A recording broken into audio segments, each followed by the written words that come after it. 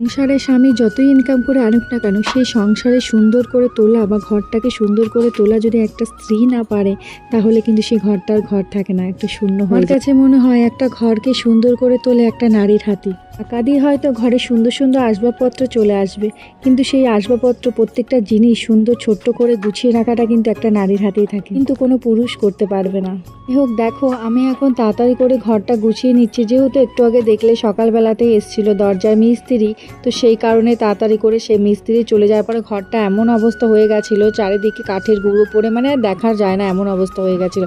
তো তাড়াতাড়ি করে রান্নাবান্না সেরে নিলাম, সেরে দিয়ে তারপরে চলে এলাম ঘরটাকে একটু গুছিয়ে নিতে, তারপর স্নান করবো। যেহেতু আজকে স্নানটা সকাল দিকে করিনি, কারণ এইসব কাজবাজ করতে হবে সেই কারণে। তো মাঝে মধ্যে নিজেরও খুব কষ্ট লাগে, মানে হাঁপিয়ে পড়ি, প্রত্যেকটা কাজের শেষে যেন খুবই ক্লান্ত হয়ে পড়ি, মনে হয় ছাড় আজকে আর করবো না। কিন্তু ওই এখন আবার চলে যাব তাড়াতাড়ি করে স্নান টান করে খেয়ে দিয়ে আমার বোনকে দেখতে, কারণ বোনের যেহেতু ছেলে হয়েছে, হসপিটালেই আছে বা নার্সিংহোমে আছে, তো যা হয়নি, তো ভাবছি আজকেই যাবো। তো চলো টাটা।